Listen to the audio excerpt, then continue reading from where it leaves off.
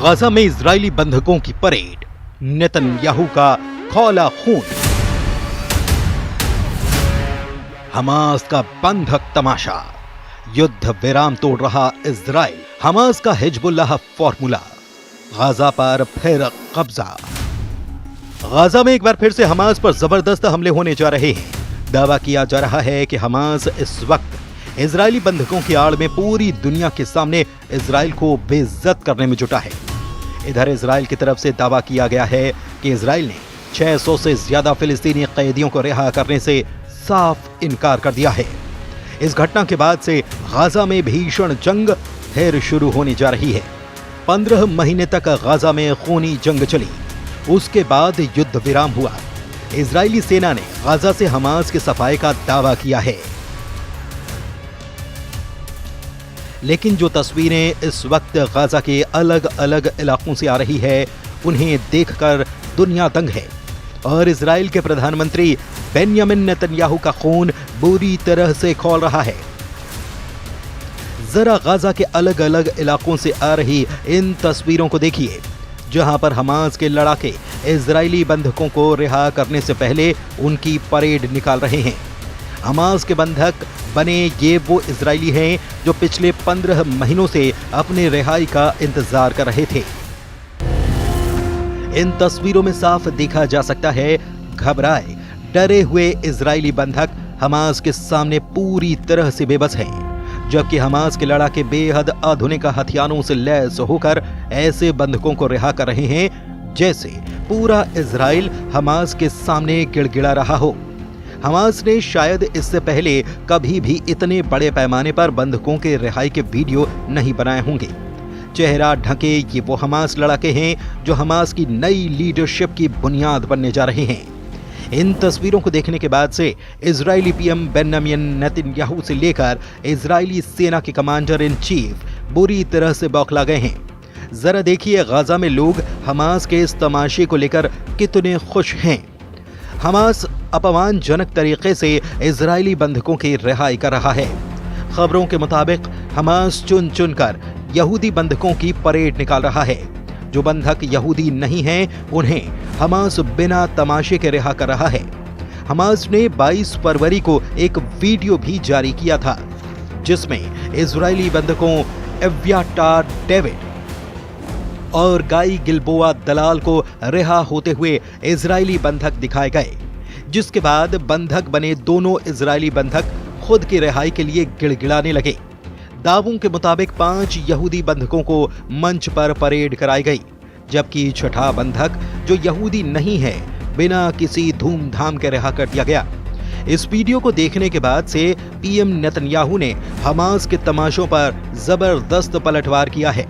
खबरों में दावा किया गया है कि इजराइल ने 620 फिलिस्तीनी कैदियों के रिहाई को अनिश्चित काल के लिए टाल दिया है।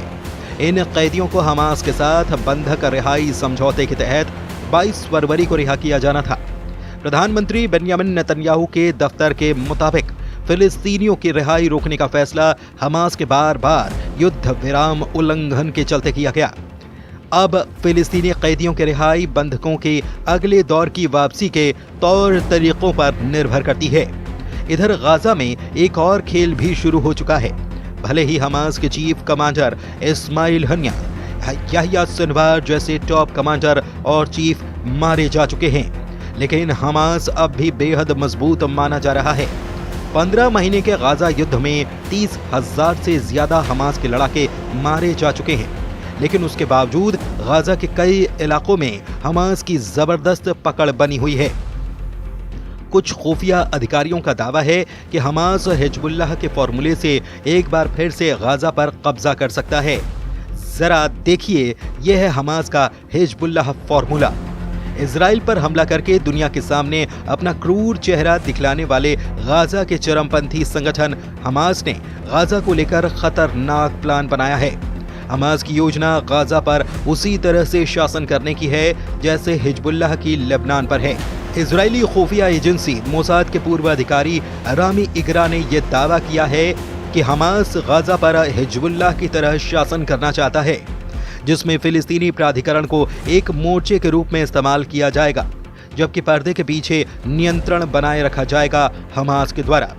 मोसाद के कैदी और मिसिंग पर्सन प्रभाग के पूर्व प्रमुख रामी इग्रा के एक इंटरव्यू का हवाला देते हुए यरूशलेम पोस्ट ने खबर छापी है। इग्रा ने इस बात पर जोर दिया कि हमास का मुख्य लक्ष्य गाजा में सत्ता में बने रहना है।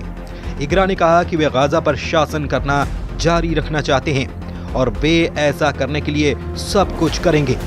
हम आपको बता दें कि 7 अक्टूबर 2023 को इजराइल पर हमास के हमले फिलिस्तीन के लगभग 23 लाख आबादी पर बहुत भारी पड़े हैं। लगभग 467 दिन के युद्ध में गाजा पूरी तरह से तबाह बर्बाद है।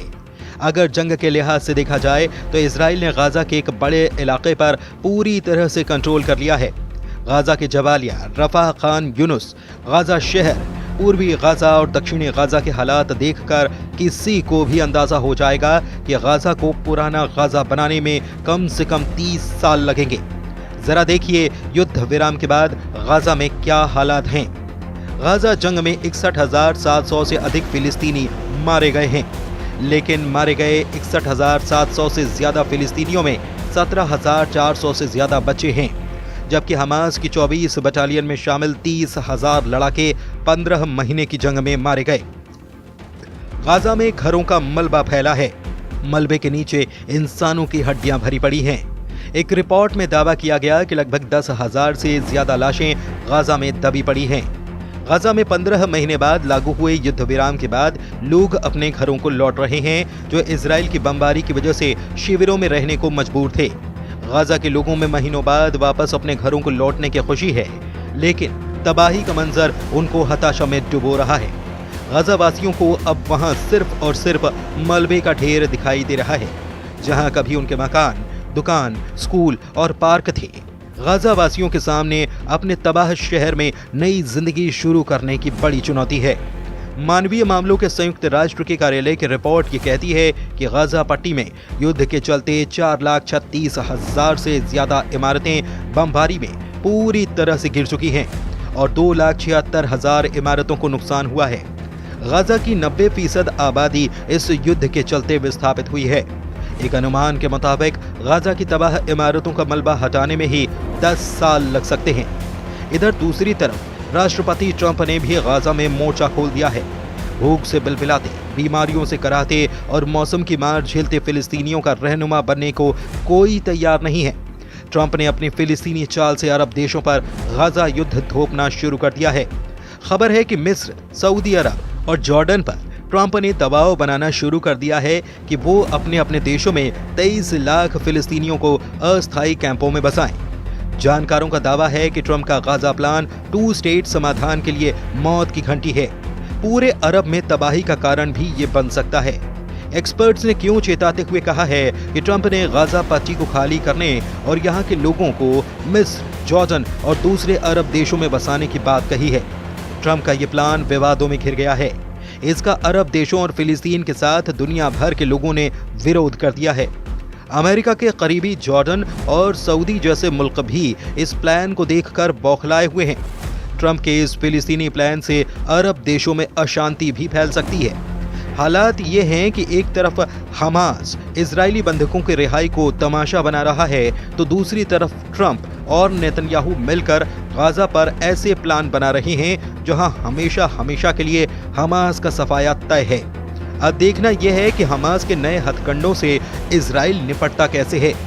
आपको हमारा ये वीडियो कैसा लगा हमें कमेंट करके बताएं और मध्य प्रदेश, छत्तीसगढ़ के साथ साथ देश विदेश की तमाम छोटी बड़ी खबरों के लिए हमारे चैनल को लाइक और सब्सक्राइब जरूर करें।